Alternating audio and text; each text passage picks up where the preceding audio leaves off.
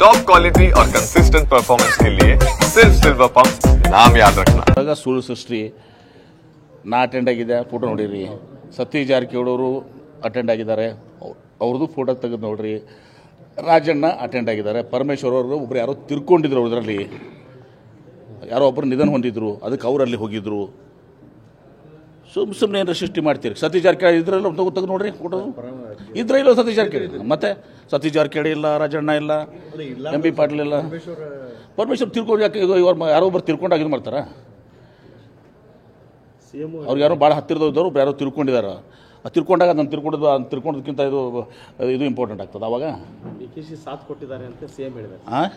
ವಿನಯ್ ಪಾಟೀಲ್ ಡಿಕೆಶಿ ಕೂಡ ಜೊತೆಗೂಡಿದ್ರು. ಸಿದ್ದರಾಮಯ್ಯ ಬಂದಿದ್ದಾರಲ್ಲ, ಏನೇನು ಬೇಕು ನಿಮಗೆ? ಅಲ್ಲ, ಉಳಿದವರು ಅವ್ರಿಗೆ ಯಾರು ಇಲ್ರಿ, ಒಬ್ಬರೇ ಬಂದಿಲ್ಲ. ಪರಮೇಶ್ವರ್ ಒಬ್ಬರು ಬಿಟ್ಟರೆ ರಾಜಣ್ಣ ಬಂದಿದ್ರು. ಯಾವುದು ಇದ್ರ ಮೇಲೆ ಗೊತ್ತಾಯ್ತಾರ ನಿಮ್ಗೆ? ಸಿದ್ದರಾಮಯ್ಯ ಅವರು ಅಟೆಂಡ್ ಆಗಿದ್ದಾರೆ, ಎಂ ಬಿ ಪಾಟೀಲ್ ಅಟೆಂಡ್ ಆಗಿದ್ದಾರೆ, ಸತೀಶ್ ಜಾರಕಿಹೊಳಿ ಇದ್ದಾರೆ, ಇವರು ನಮ್ಮ ರಾಜಣ್ಣ ಅಟೆಂಡ್ ಆಗಿದ್ದಾರೆ.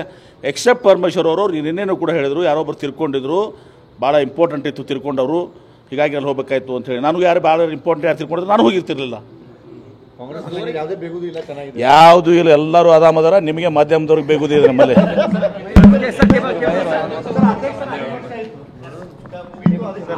ಅದಕ್ಕೆ ಅವರು ಮೊನ್ನೆ ಒಂದು ಸೆಷನ್ ನಡೆದಾಗ ಯೂಶಲಿ ಮುಖ್ಯಮಂತ್ರಿಗಳು ಉಪಮುಖ್ಯಮಂತ್ರಿಗಳು ಊಟ ಕೊಡ್ತಾರೆ. KPCC ಅಧ್ಯಕ್ಷರು ನಂದು 5 ವರ್ಷ ಮುಗಿದಿದೆ ಅಂಥೇಳಿ ಸೆಷನು ಇದೆ ಅಂತ ತಿಳ್ಕೊಂಡು ನಮ್ಮ ಕಾಂಗ್ರೆಸ್ ಶಾಸಕಾಂಗ ಪಕ್ಷದ ಎಲ್ಲ ಸದಸ್ಯರಿಗೆ ಊಟ ಕೊಟ್ಟಿದ್ರು. ತಪ್ಪೇನಿದೆ? ಅನೇಕ ಸಲ ನಾನು ಕೂಡ ಕೊಟ್ಟಿದ್ದೀನಿ ಸೆಷನ್ ನಡೆದಾಗ ಊಟಕ್ಕೆ.